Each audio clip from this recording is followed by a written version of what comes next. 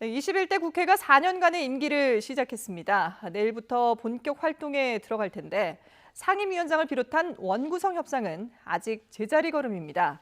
이런 가운데 여야는 21대 국회의 성공적인 의정 활동을 위한 담금질에 각각 들어갔습니다. 국회 나가 있는 취재기자 연결해 보겠습니다. 우철희 기자. 네, 국회입니다. 21대 국회가 임기를 개시했는데 본격 활동을 위해서는 아무래도 원구성 협상이 첫 관문이 되겠죠. 네, 그렇습니다. 21대 국회가 토요일인 어제부터 4년간의 임기를 시작했습니다. 첫 월요일인 내일부터 여야 각 당과 300명의 국회의원들이 본격 활동에 나설 것으로 보입니다. 국회가 제대로 가동하기 위해서는 일단 국회 운영의 핵심인 상임위원장 선정과 위원 배정 등 원구성이 완료돼야 합니다. 여야는 원내대표와 수석 부대표 간 협상을 통해 서로의 입장을 확인하긴 했지만 아직 평행선입니다. 더불어민주당은 핵심인 법제사법위와 예산결산특위를 가져가는 건 물론 총선에서 드러난 민의를 반영해 모든 상임위를 책임지겠다는 엄포까지 놓고 있습니다.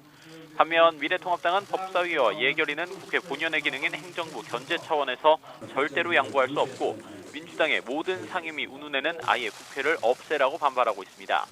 국회법은 다음 달 5일에 첫 본회의를 열어 국회의장과 부의장 등 의장단을 선출하고 8일까지 상임위원장 선출을 마치도록 규정하고 있습니다. 하지만 역대 국회가 시간 차이는 있지만 다 지각 출발을 했기 때문에 이번에도 법정 시한이 지켜질지 장담할 수는 없는 상황입니다. 여야는 원내수석 부대표가 내일 다시 만나서 원구성 협상을 이어갈 계획입니다.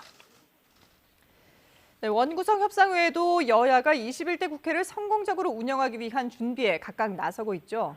네, 그렇습니다. 먼저 민주당은 김태년 원내대표가 오늘 오후 2시 직접 기자간담회를 자청했습니다. 아무래도 21대 국회 운영을 진두지휘하는 여당 원내대표인 만큼 향후 계획과 방향, 당의 입장 등을 밝힐 예정입니다.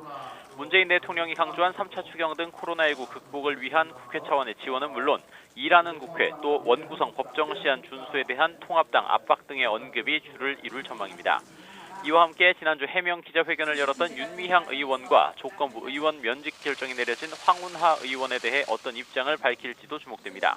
이에 맞서 통합당은 내일부터 김종인 비상대책위가 본격 가동됩니다. 내일 현충원 참배와 함께 첫 비대위 회의를 열어서 총선 참패 수습과 당 쇄신 방향, 21대 국회 중점 추진 정책 등에 대해 논의할 예정입니다. 김종인 위원장이 경제 전문가를 자처하는 만큼 비대위의 중심 기조를 경제에 둘 것으로 보이는 가운데 기본소득제와 같은 파격적인 정책을 선제적으로 발표할지도 관심입니다. 일단 통합당은 1호 법안으로 코로나19 위기탈출법을 추진해 민생경제 살리기에 주력한다는 방침입니다. 이와 함께 민주당 윤미향 의원 등에 대해 불거진 의혹의 진상규명에도 힘을 쏟는다는 계획입니다. 지금까지 국회에서 YTN 우철입니다.